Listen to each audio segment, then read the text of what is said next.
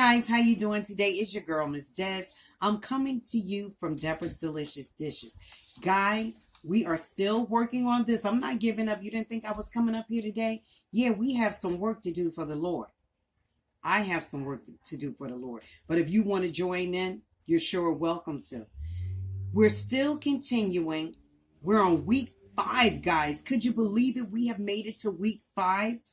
The Bible in 52 weeks. You know, we're working on this book. It was written by an author, a female, Kimberly D. Moore.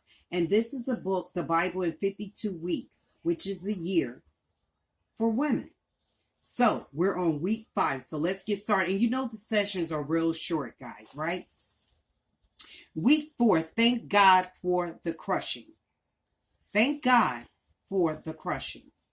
Daily reading this week, guys. Day 1 will be Exodus 19 to 21. Week 2 will be Exodus 22 to 25. Week 3 will be Exodus 26 to 29. This is supposed to be day 1, day 2, day 3. Day 4 is going to be all total to a week, 7 days a week. Day 4, Exodus 30, 32. Day 5, Exodus 33 to 36. Day 6, Exodus 37 to 40. And day 7, catch up on any reading you've missed. So that means like each time I come to you guys every week, there's a week worth of Bible reading that you should do along with what I have read here. Okay, you just write yourself down notes or anything that you feel that's going to help you get a closer walk with God. Okay, so this is your girl, Miss Debs, giving honor to my Lord and Savior, Jesus Christ, because without him, there could be no me, no you, no us. There could be none of this to keep us motivated. Okay, in chapter 25 through 27 of Exodus, God instructed Moses how to set up the tabernacle, the holy tent used as a symbolic dwelling place for God before the first temple was built in Jerusalem. Chapter 28 and 29 tells us of the plans for the priests and their attire. God was very specific with his instructions. Before he would manifest his presence, everything in the tabernacle, including the priests, had to be anointed with special prepared oil. In Exodus 30, God gave Moses his very own recipe for this oil. 12.5 pounds of pure myrrh, 6.25 pounds of cinnamon, 6.25 pounds of sweet calamus, 12.5 pounds of cassia, and 1 gallon of olive oil. Exodus 30 to 22 to 24. Each ingredient chosen for the mixture had to be beaten, strained, or crushed. Of course, to obtain the olive oil, you have to crush the olives. The more olives you crush, the more oil is produced. You get it, guys? Sometimes when you get crushed, when you have to go through something, it makes you stronger. It sustains you. It makes you feel like, okay, I'm going through this, but there's something behind this. There's going to be a lesson learned, and you're going to understand why you had to go through them things. It gives you character. It shows you to be a better person. You have to go through something to get something. Okay, you know, most of us have been crushed in some way, right? Wouldn't you say, I don't know anybody out here that had a perfect life that never went through anything. We all have been through something. We've been crushed in relationships. Females, listen, males too, in relationships, haven't we?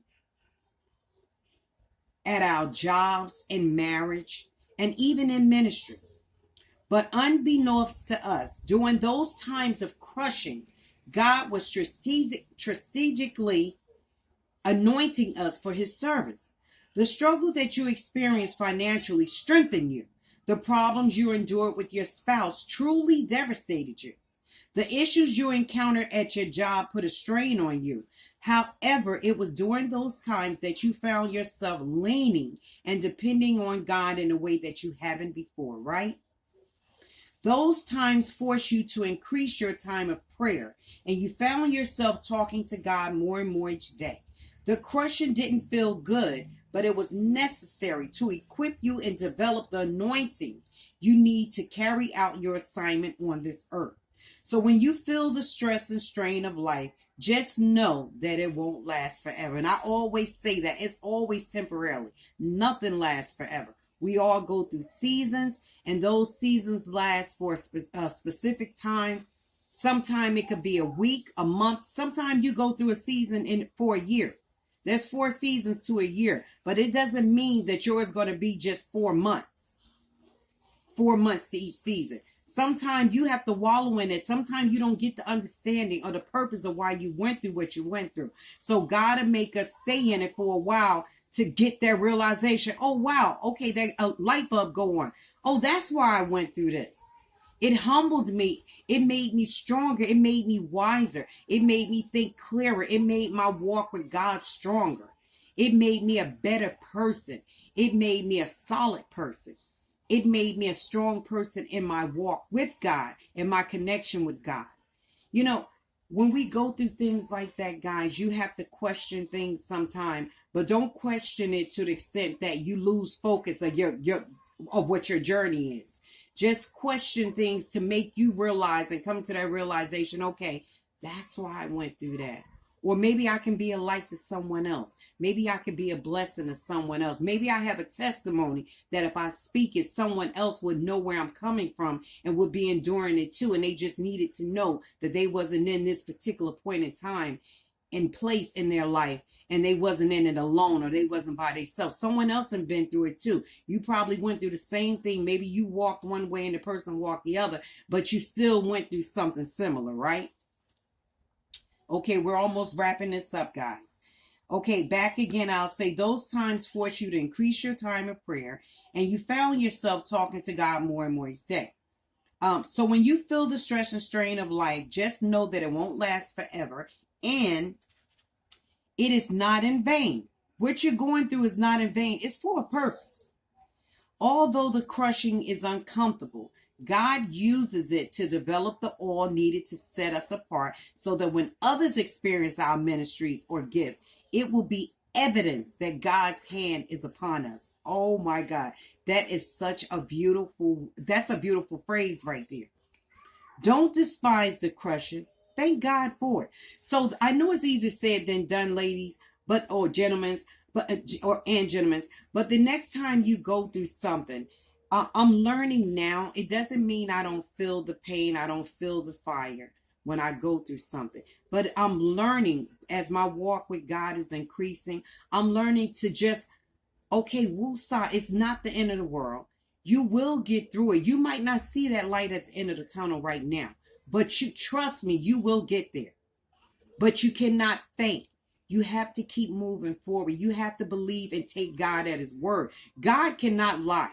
God is not an author of confusion or fear. And when confusion and fear sets in, then doubt sets in. So you can't go that route. You have to keep asking God to keep you focused. Like I said, I know it's easier said than done. I go through things sometime and I just want to say, oh, okay, I'm done. I want to walk away from this situation. I'm tired of going through this. My mind is cluttered. I'm feeling, you get migraines, you get tension, you get stress. You have to just be able to ask God to keep you focused. Whenever you find yourself going down that road and you're not sure of what's going on or why you're going through things, or you feel like giving up, just say, God, I know there's a reason for it. Give me a sign, or just show me, or just keep me steadfast going with you. Maybe everything is not meant to be known at that particular time that you're going through this crushing, because if you knew it right then you would stop your journey with God. And you wouldn't get the real concept of what he's trying to teach you and show you. So I'm learning this every day. Is it easy? No. Do I fall and fumble and make mistakes? Yes, I do. But I have faith in God. They said faith the size of a mustard seed. That's all he asking you to. You know how small a mustard seed is?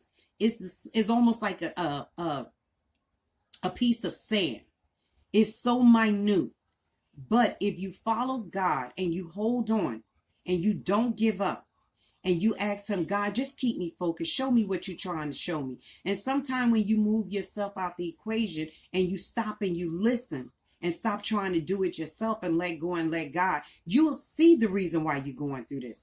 You'll see why God is allowing you to go through this fire, but you won't get burned.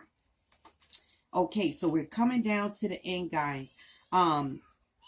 Again, I'll say God uses it to develop the oil needed to set us apart so that when others experience our ministries or gifts, it will be evidence that God's hand is upon us.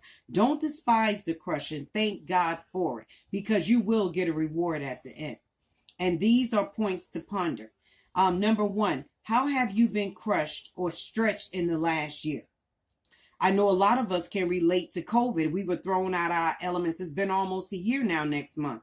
And we're not in our normalcy anymore. Our children are not in school. A lot of people have lost their jobs, their homes. A lot of families have broke up. People are in depression. You know, it's just crazy. So that right there in itself has been a crushing blow to us since last year, right? How did you handle it? Did you pray more or did you pray less? Did you go into hiding or did you push to a better place? Ask yourself those questions. And these are just little questions that's at the bottom of, at the end of each segment that I'm doing with you guys. And I'm going to do it when I get off this video with you tonight. And I'm going to read the different verses for each day, the chapters that you're supposed to read to coincide with what's being taught to us for that week. Okay, looking back now, how has God used that time of crushing for your good?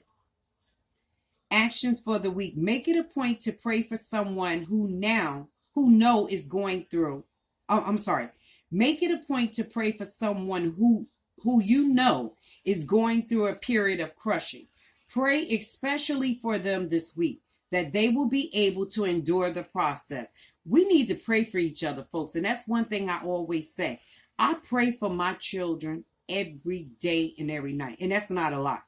I don't care if I get up through the morning and if I'm rushing and I didn't get a chance to say it, which is very rarely, I will get in my car and I pray for my children, or I pray for them, to come home. I pray for them to going and comings. They're going and comings. And you pray for your friends and your neighbors and your family, because we need it in this day and age. This world has went amok as we once have known it, doesn't exist anymore. Okay, this is the last thing. Take action to bring that person solace by sending a note of encouragement, volunteering to babysit, or paying for lunch. It's that little kind gesture sometimes, guys. That's all someone needs. Sometimes people are going through something they're so deep into it, they don't see their way out. But when you have God in your life, He will give you that willpower to move forward. See, a lot of people don't have that. A lot of people don't know about God. So when they're in it, that's when depression and all that other stuff set in, because they don't know how to take it away. They don't know how to move from it, or they don't know the reward they're going to get for going through that heartache and that trouble and that mixed up relationship and losing your job or losing your apartment or losing a loved one. There's a reason behind everything. Do we always agree with that reason? No, but that's not for us to agree with it, because it's God's plan and His will. I always say what don't kill you make you stronger. But that's my session today, guys. Yay! We have made it to week 5. I'll see you guys next Wednesday. I hope everybody have an encouraging week. I hope you stay prayed up. I hope you get with someone. God says 2 or 3 together in my name, there am I in the midst. Just be with someone. Call someone on the phone. If you can't be with them face to face, call them on the phone, text them, whatever. Let people know that you're thinking about them. Everybody needs to know that they're important. And I think that's our job as people. We need to stay connected.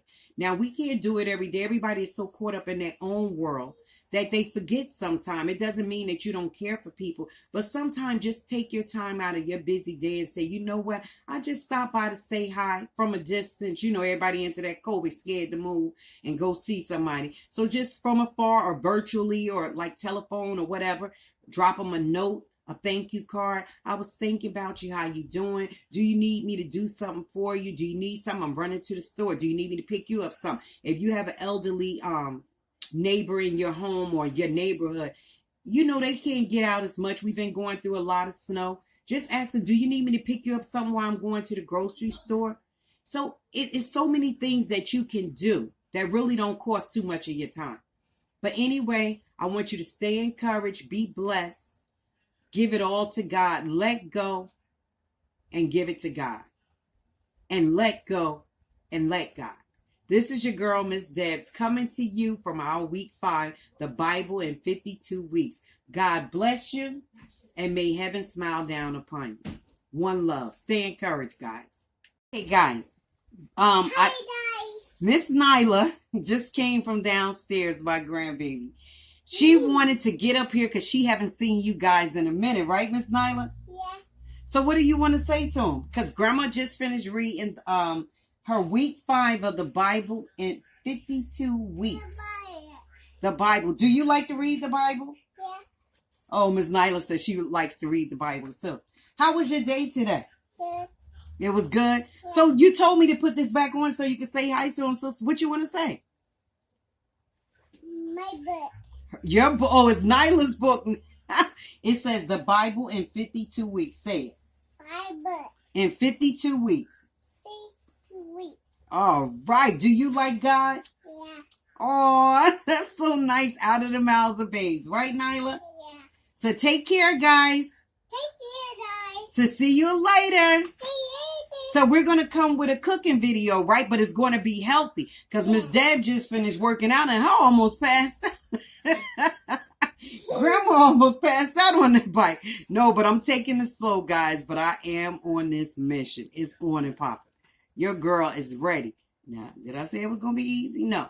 But I went and done a little more shopping today to get more healthy things. Because if you have it in your presence, then you're going to use it, you know. Because, you know, eating healthy is expensive. But we're going to be just fine, right? Because I want to be here for you, right, Mama? Yeah. All right. Okay, guys. Let's tell them bye-bye. Bye-bye. Say have a blessed day. Have a blessed day. Blow them kiss. You want to click the button to cut it off? Right there. Go on.